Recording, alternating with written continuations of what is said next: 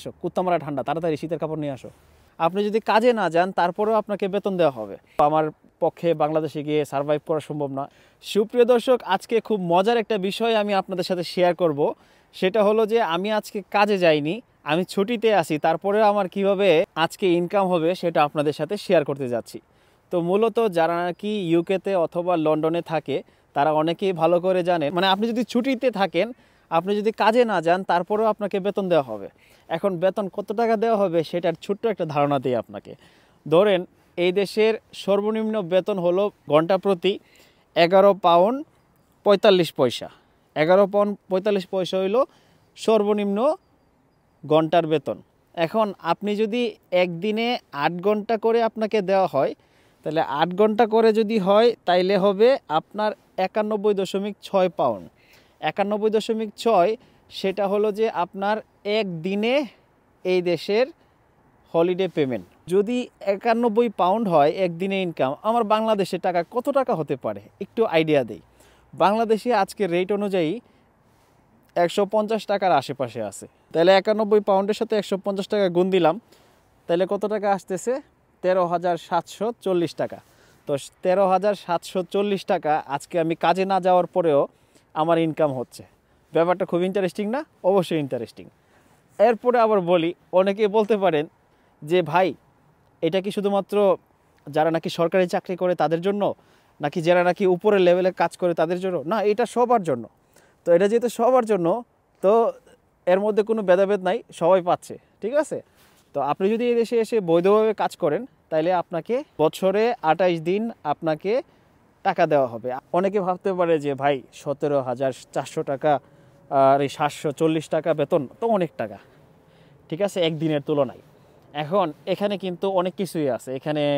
এখান থেকে ট্যাক্স বাদ দিতে হবে, এখান থেকে আরও অনেক কিছু আছে। কারণ আপনি যখন মানে একটা মোটা অঙ্কের টাকা বেতন পান, আপনার দেখা গেছে যে মাস শেষে আপনার কিন্তু খরচও অনেক কিছু থাকে। ধরেন আপনি যদি কাজে না যান, আপনার কিন্তু প্রতি মাসে বাসা ভাড়া আসবে অনেক টাকা, আপনার কিন্তু বাজার খরচ আসবে অনেক টাকা, আপনার কিন্তু মানে আপনি যে কোথাও যদি ঘুরতেও যান সেখানেও কিন্তু আপনার অনেক টাকা খরচ হবে।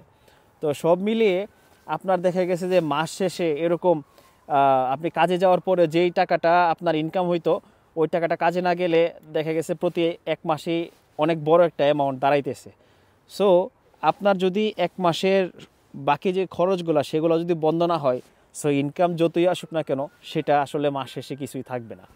তো এটা আসলে খুব কমপ্লিকেটেড একটা জিনিস। যারা নাকি মানে ইউরোপে আসতে চান, যারা নাকি ইউকেতে আসতে চান, যারা নাকি লন্ডন আসতে চান, তাদের জন্য ওয়েলকাম। কারণ আপনি একবার এখানে এসে যখন আপনি, মানুষে বলে না যে বিয়ের যেই মানে লাড্ডু, যে একবার খায় সেও পস্তায়, যে না খায় সেও পস্তায়। তো আমার কথা হলো যে না খায়া পস্তানোর চেয়ে খায়া পস্তানো ভালো। তো কীরকমভাবে আপনি খায়া পস্তাবেন সেটারও কারণটা দিচ্ছি। সেটা হলো যে আপনি যদি মানে কখনোই দেশের বাইরে না যান, আপনি যদি কখনোই ইউরোপের মানে স্ট্রাগলটা না করেন, আপনি আসলে ইউরোপের সৌন্দর্যটা বুঝবেন না। আজকে অনেক ঠান্ডা, আমি ঠান্ডায় থাকতে পারতেছিলাম না, তারপরেও আপনাদের সাথে শেয়ার করার জন্য আমি চলে আসছি। তো মূলত হলো যে যারা নাকি ইউকেতে বা লন্ডনে থাকে, ওদের এখানে আসার পরে এখানের যে সুন্দর সুন্দর সুবিধাগুলো, এই সুবিধাগুলো দেখার পর আর দেশের বাইরে মানে বাংলাদেশে ফিরে যেতে চায় না, বুঝছেন? মনে করেন যে আপনার যদি এখানে ছেলে মেয়ে হয়, আপনার যদি এখানে ছেলে মেয়ে স্কুলে যায়, তাদের একটা বেতন লাগে না, তাদের জন্য আপনার অনেক সময় দেখা যায় যে আপনার যদি স্যালারি খুব কম হয় তাহলে সরকার থেকে আপনি ছেলে মেয়ের জন্য আপনি টাকা পাচ্ছেন। আপনার যদি ইনকাম কম হয় তারপরে দেখা যাচ্ছে যে আপনি যদি এই দেশের সিটিজেন হন, তাহলে আপনাকে ইনকাম কম হইলেও সরকার আপনাকে সাপোর্ট দিবে। তো এই সুন্দর সুবিধার জন্য আসলে সবাই চিন্তা করে যে বাংলাদেশে গিয়ে আসলে কি করব। বাংলাদেশে গিয়ে তো দেখা গেছে যে মানে ক্ষেত খামারের কাজ বা জমি জমার কাজ, এগুলো তো আসলে করে মানে সারভাইভ করা সম্ভব না, বা আমি অনেক দিন ধরে এই কাজগুলো করি না, বা আমি এই কাজগুলো কখনো করি নাই। সো আমার পক্ষে বাংলাদেশে গিয়ে সারভাইভ করা সম্ভব না, এর চেয়ে ভালো আমি এখানেই থাকি। এখন এখানে যারা থাকে তাদের লাইফটা কিন্তু এতটাও ইজি না, এখানে যারা আছে এরা অনেক স্ট্রাগল করে। আমাদের বাংলাদেশে একটা কাজের একটা লিমিটেশন আছে যে আমরা একটা সীমিত সময় আমরা কাজ করি, চেয়ারে বসে মানে কাজ করে টাকা ইনকাম হয়ে যায়, বা আঙ্গুলের কলমের গুঁতা দিলে টাকা চলে আসে, এরকম না। এখানে এখানে সবাই দাঁড়ায়া কাজ করে, এখানে সবাই দৌড়ের উপরে থাকে, এখানে সবাই মানে ঘুম থেকে ওইটা দৌড়াইতে থাকে বাস ধরার জন্য, বাস থেকে আমার কথা বলি, আমি ঘুম থেকে ওইটা দৌড়াইতে থাকি বাসের জন্য, বাস থেকে নাইমা দৌড়াইতে থাকি ট্রেনের জন্য। তারপরে আমার 3টা ট্রেন চেঞ্জ করে আমার যাইতে হয়। আসলে ট্রেন না, মানে ট্রেনও বলা যায় না, এটা হলো আন্ডারগ্রাউন্ড যে ছোটো ট্রেনগুলো, সেগুলো 3টা চেঞ্জ করে যাইতে হয় আমার কাজের মধ্যে। সো আমার যে এই স্ট্রাগলটা, এই যে আমার জার্নিটা, সেটা কিন্তু আমাকে খুব মানে আনন্দ দিচ্ছে। অনেকে আছে যারা এটাকে আসলে খুব বোরিং ফিল করে। তো বোরিং ফিল করলে হবে না, জীবনে মানে সব জায়গাতেই এরকম নতুন নতুন জিনিস আপনি শিখবেন, দেখবেন। তো এই জিনিসগুলো যদি আপনি এনজয় না করেন তাহলে আপনি বড় হতে পারবেন না। আর বড় হইতে গেলে মানুষের ছোটোর থেকেই বড় হইতে হয়। প্রথমেই বিদেশে আসার পরে কেউ একটা আস্ত বাড়ি, একটা আস্ত গাড়ি মানে খুব সহজে পাওয়া যায় না। ওরা দেখা যায় যে একটানা 5 বছর 10 বছর কষ্ট করে অল্প অল্প করে টাকা জমায়, অল্প অল্প করে টাকা জমানোর পরে একটা সময় পরে একটা ভালো দামি গাড়ি কিনে, একটা ভালো একটা বাড়ি কিনে, তারপর একটা সুন্দর একটা সুখের জীবন ওরা মানে এনজয় করা শুরু করে। কিন্তু আপনার স্ট্রাগল যারা করতেই হবে। অনেকের আছে বাড়ি নাই, অনেকের আছে গাড়ি নাই, অনেকে আছে স্ট্রাগল করতেছে কিন্তু স্ট্রাগলের কোনো শেষ নাই।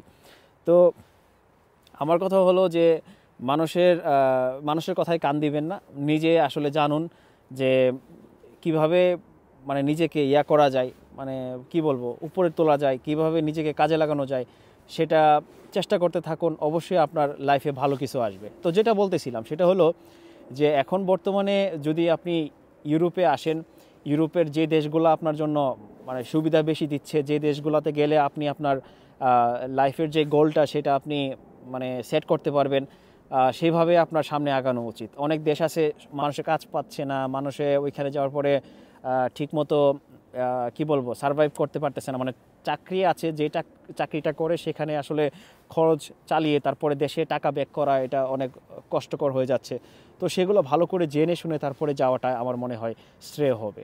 তো ধরেন যে আমি যেখানে আছি সেখানে লন্ডনের অনেক জায়গায় আছে যেখানে মানুষ কাজ পাচ্ছে না, আমাকে অনেক মানুষ নক করে কাজের জন্য। কিন্তু আমার খুব ইচ্ছে যদি আমার একটা ভালো একটা বিজনেস থাকতো, আমি অনেকগুলো মানুষকে কর্মসংস্থানের ব্যবস্থা করে দিতে পারতাম। কিন্তু দুর্ভাগ্যবশত আমি নিজে এখানে নতুন, আমি এখানে এখনও অনেক কিছু চিনতেছি, শিখতেছি। এখনও আমার তেমন একটা কিছু হয় নাই যে আমি আসলে মানুষকে হেল্প করবো। তারপরেও মনের মধ্যে খুব ইচ্ছা, যদি আমার একটা সময় আসে আমি যদি এই দেশে একটা বিজনেস দাঁড়া করাতে পারি, তাহলে এই দেশে মানুষকে মানে যারা নাকি নতুন বাংলাদেশ থেকে আসে তারা কিন্তু একটা প্রাথমিকভাবে কাজের একটা ব্যবস্থা হয়ে যেত। তো এখানে মানে বাংলাদেশ থেকে আসার আগে আমরা প্রথমে চিন্তা করি যে দেশের বাইরে আসলে প্রথমে এখানে গিয়ে একটা মানে ব্যবসা খুলবো। আমার বাংলাদেশের ফুচকা, কাঁচামরিচ, জাল আর তুকে, আমার বাংলাদেশের ফুচকা, চটপটি, তারপরে আমাদের বাংলাদেশের যেই স্ট্রিট ফুডগুলা সেগুলো দেশের বাইরে গিয়া খুললে মানুষ ধুমায়া খাবে, ধুমায়া বিক্রি হবে, বিদেশিরা খেয়ে পাগল হয়ে যাবে। কিন্তু বিশ্বাস করেন আমার দেশের যে খাবারগুলা ম্যাক্সিমাম বিদেশিরা এগুলো পছন্দ করে না। কারণ বিদেশিরা খুব মানে ঝাল বলতেই ঝালই খায় না। তারপর মশলা জিনিসটা একদমই দেখতে পারে না। আমি যেখানে জব করি তারা শুধুমাত্র চিন্তা করেন শুধু অলিভ অয়েল আর লবণ, মানে সল্ট, লবণ দিয়ে ওরা একটা ডিশ রান্না করে ফেলে, ওরা কোনো কিছু ইউজ করে না। তো ওরা যখন দেখে যে আমি এতগুলো ইনগ্রেডিয়েন্টস দিয়ে একটা মানে বিরিয়ানি রান্না করে বাসা থেকে নিয়ে আসছি খাওয়ার জন্য, তো ওরা হাসে যে তোমরা কি খাচ্ছ, তোমরা তো তাইলে মশলা খাইতেছো, খাবারের যে পর্যাপ্ত মানে প্রকৃত যে স্বাদটা সেটা তোমরা পাচ্ছ না। তখন আমি বলি যে আমারটা খেয়ে দেখো অনেক মজা। তখন তারা আমাকে বলে যে তুমি যেগুলো খাইতেছো এগুলো হেলদি না, এটা আনহেলদি খাবার। তো মূলত আপনি যদি দেশের বাইরে এসে ব্যবসা করতে চান বা দেশের বাইরে এসে আপনার দেশের যে খাবারগুলো সেগুলা মানে বিদেশিদের কাছে বিক্রি করতে চান, দেশের বাইরে যে বাংলাদেশিরা আছে তাদের কাছেই আমার সেল করতে হবে। কারণ দেশের বাইরে যে বিদেশিরা আছে ওরা আপনার খাবার খেয়ে অভ্যস্ত না, বা ওরা আপনার খাবার মুখেও নিতে পারবে না, সত্যি কথা বলতে সেটা। তো অনেকে আছেন চিন্তা করতেছেন দেশের বাইরে এসেই মানে দুমদাম একটা শুরু করব, আর যেখানে সেখানে আপনি চাইলেই একটা বাঙালি খাবার বা আমার নিজের দেশের খাবার, বাংলাদেশি খাবার আপনি সেল করতে পারবেন না। আপনার অনেক কিছুর মানে পেপারস ডকুমেন্টস আপনার লাগবে। আপনার এই পেপারস ডকুমেন্টসগুলো আপনার রেডি করে তারপরে যখন আপনি সেল করবেন, তারপরে দেখা গেছে যে ওই মানুষগুলার খাবারের স্বাদ ভিন্ন রকম। কারণ এখানে যারা থাকে এখানে কিন্তু বাংলাদেশিরা থাকলেও বাংলাদেশিদের খাবার স্বাদ বাংলাদেশের রান্নার সাথে মিলে না। ওরা এখানে অন্যরকম, মানে যেহেতু বিদেশিদের সাথে বাংলাদেশির এখানে মিক্স আছে, সেহেতু ওদের দেখলাম যে তরকারির স্বাদও চেঞ্জ হয়ে গেছে। মানে তরকারির স্বাদের মধ্যে তরকারি দেখতেছেন খুব লাল, মানে মনে হচ্ছে যে মশলায় ভরপুর, কিন্তু এটাতে মানে মুখে দিলে মনে হয় যে কোনো ঝালই নাই, বা এখানে মনে হচ্ছে কোনো টেস্টই নাই, বা এখানে মনে হচ্ছে এই টেস্টটা অন্যরকম, এখানে মনে হচ্ছে যে কোনো কিছুর একটা ঘাটতি আছে। সো আপনি যদি মনে করেন যে আপনার কাছে যেটা মজার, আপনার কাছে যেটা প্রিয় সেটা এখানের মানুষ খাবে, সেটাও আসলে ভুল বিষয়। তো এখানে এসে অনেকেই আমাদের বাংলাদেশিরা এখানে এসে বাংলাদেশি রেস্টুরেন্ট, বাংলাদেশি ব্যবসা এখানে গড়ে তুলছে, কিন্তু এগুলোর জন্য অনেক সময় লাগে। একটা ব্যবসা দাঁড়া করাইতে গেলে অনেক মানুষই আছে যারা নাকি 5-10 বছর 20 বছর এই দেশে থাকার পর তারপরে একটা ভালো অবস্থানে গেছে। দেশের বাইরে এসে যদি নিজেকে এস্টাবলিশ করতে চান, তাহলে আপনাকেও আসলে এই দেশের ব্যাপারে জানতে হবে, এই দেশের মানুষের রুচি সম্পর্কে জানতে হবে। এই দেশের মানুষের রুচি সম্পর্কে না জেনে যদি আপনি ব্যবসা শুরু করে দিতে চান, তাহলে দেখা যাবে যে আপনার ব্যবসাতে লালবাতি জ্বলে যাওয়ার একটা বিশাল সম্ভাবনা থাকে। তো এই বিষয়গুলো আমি আপনাদের সাথে শেয়ার করি এই জন্যে যে আপনারা হয়তো অনেকেই দূর থেকে ভাবেন যে ইউরোপ আমেরিকাতে মানুষে মানে প্রতি মাসে লাখ লাখ টাকা ইনকাম করে, কিন্তু আপনার চিন্তা করতে হবে যে এখানে যে লাখ লাখ টাকা ইনকাম করতেছে এখানে তাদের খরচটা কত। আপনার খরচটা জেনে আসতে হবে।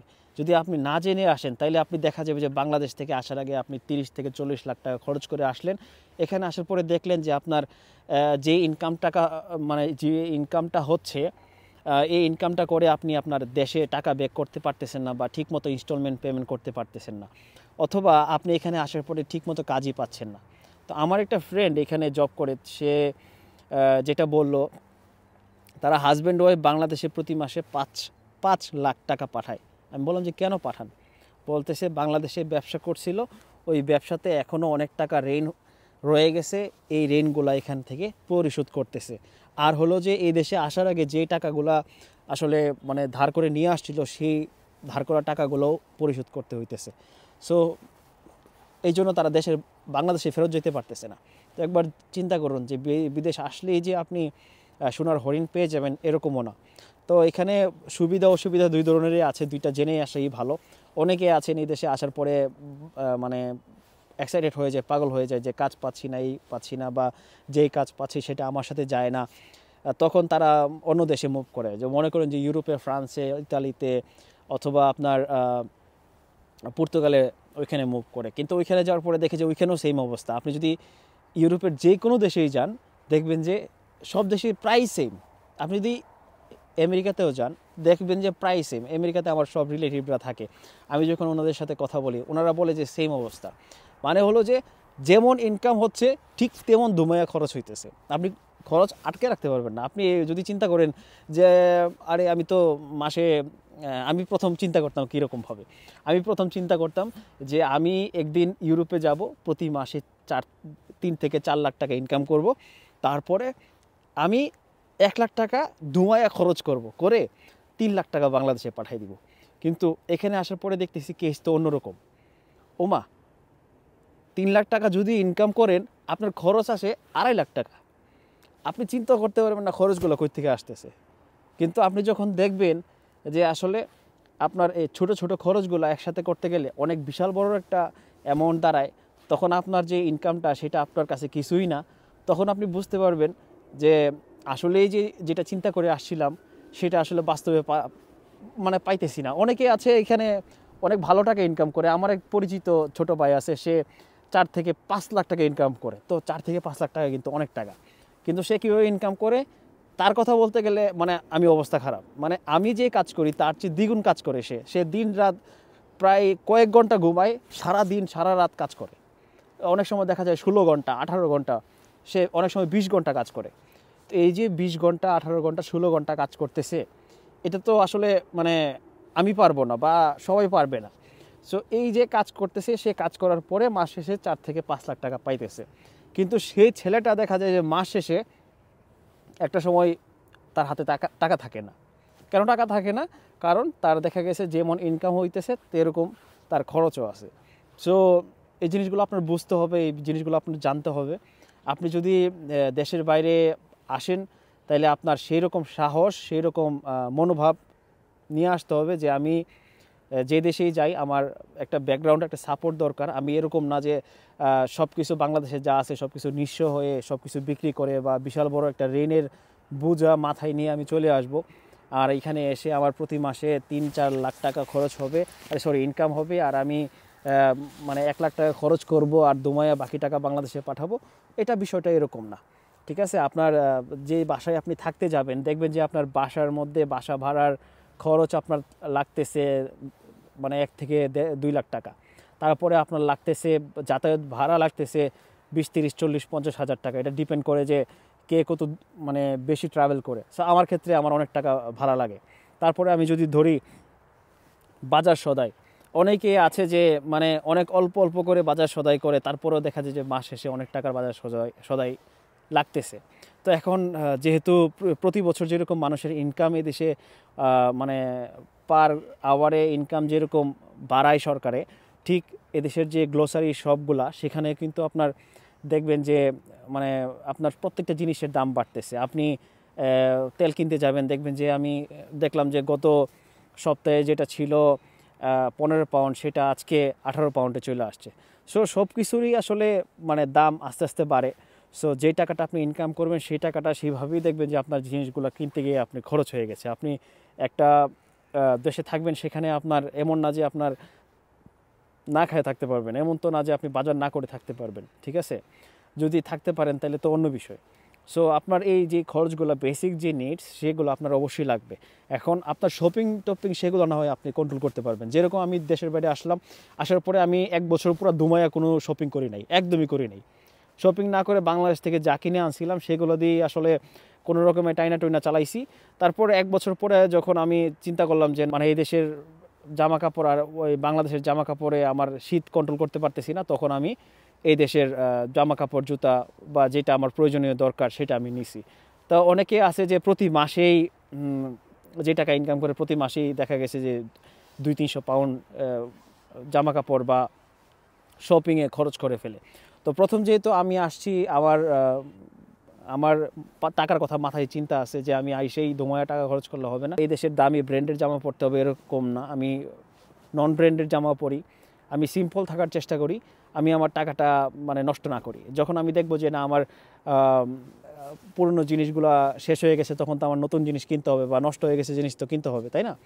সো আপনি যদি চিন্তা করেন, ধরেন যে আমি ওই দিন একটা ভিডিও দিলাম যে এখানে জুতার দাম 30,000 40,000 টাকা একটা জুতার দাম। চিন্তা করেন জুতাগুলা কেই বা পরে, এই দেশের মানুষরাই তো পরে, তাই না? তো এই দেশের মানুষরা যারা জুতাগুলো পরে তাদেরকে আসলে ওরকমভাবেই আর্ন করতে হয়, ঠিক আছে? আপনি যদি আর্ন বেশি করতে পারেন তাহলে আপনি খরচ বেশি করতে পারবেন, সেটাই স্বাভাবিক। হ্যাঁ, আর মানুষের লাইফে অনেক কিছুই থাকে। মানুষের লাইফে যেই কি বলবো ভালো দিক খারাপ দিক, ভালো সময় খারাপ সময় থাকে। তো সবগুলো সময় থেকে মানুষের শিক্ষা নেওয়া উচিত। তো প্রত্যেকটা মানুষই শিক্ষা অর্জনের মাধ্যমে তাদের নিজেদের অবস্থান পরিবর্তন করে। তো এমন অনেক মানুষ আছে যেখানে মনে করেন যে বিদেশে থাকার পরে লাখ লাখ কোটি কোটি টাকা ইনকাম করছে, কিন্তু তার একটা সময় পরে সে নিঃস্ব হয়ে যায়, কারণ সে টাকা ধরে রাখতে পারে না। এর প্রধান কারণ হলো যে আপনি যদি এই টাকা ইনকাম করেন না কেন, সেই টাকাটা আপনি বুঝে শুনে খরচ করতে হবে। আমার একটা জিনিস ভালো লাগলো, আমি একটা ব্র্যান্ডের দোকানে গেলাম, একটা জিনিস ভালো লাগলো, আমি ঠাস করে কিনে ফেললাম, কিন্তু আমার দেখা গেছে যে মাস শেষে আমার টাকা নাই, আমি টাকাটা আবার ধার করা লাগতেছে। তাইলে তো ওরকম মানে শখ আহ্লাদ করাটাও ঠিক না, যেটা আমার মানে মাস শেষে আমি চলতে পারবো না। আবার ওরকম কিপটামি করাও দরকার নাই যেটার জন্য আপনার মানে আপনি শীতে টিকতে পারতেছেন না, এখন আপনি জ্যাকেট কিনলেন না, আপনি চিন্তা করলেন যে জ্যাকেট কিনলে তো অনেক টাকা লাগে, তাহলে আমি মানে টাকাটা খরচ করবো না, সেটা কিন্তু চিন্তা করলেও হবে না। সো সব কিছুর একটা ব্যালেন্স করে চলতে হয়। সো আমার ফোন আসতেছে, আমি একটু কথা বলে নিই। আমার ওয়াইফ ফোন দিতেছে। হ্যাঁ, হ্যালো, আমি ভিডিও করতেছি। ওকে ওকে, আসো, কুত্তা মারা ঠান্ডা, তাড়াতাড়ি শীতের কাপড় নিয়ে আসো। আচ্ছা, যাই হোক, আপনারা সবাই ভালো থাকবেন, সুস্থ থাকবেন, সুন্দর থাকবেন। আজকের মতো আল্লাহ হাফেজ, আসসালামু আলাইকুম।